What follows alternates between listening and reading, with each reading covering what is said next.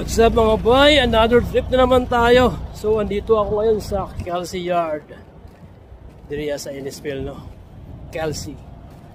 So may biyahe tayo. Malayo yung biyahe natin ngayon. 4 na araw na travel. So almost, 4 na araw. Kung tatakbuhan ng 5. And ang biyahe natin ay papunta tayo ng British Columbia. Mula dito sa Innisfil, no? So yung aking mga strap ay binaba ko dahil need ng local driver dito. Ayan, dito yung aking mga strap.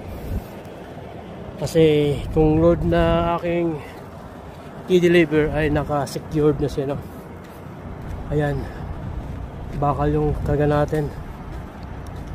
1, 2, 3, 4, 5, 6, 7, 8, 9, 10, 11, 12, 13, 14. Ang ganda na pagka-secure, no? Tibay. Kapit na kapit. Si Reyes ang nag-ano nito, na pick up.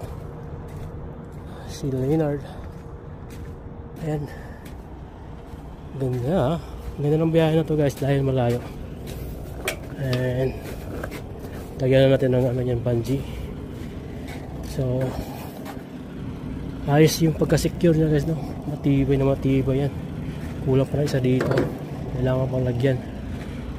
Alright, titimbang natin yan para sigurado tayo sa bigat, no?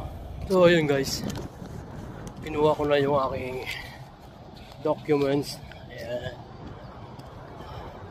oras ngayon ay alas 5 na ng hapon. Grabe, ang daming truck ng Kelsey.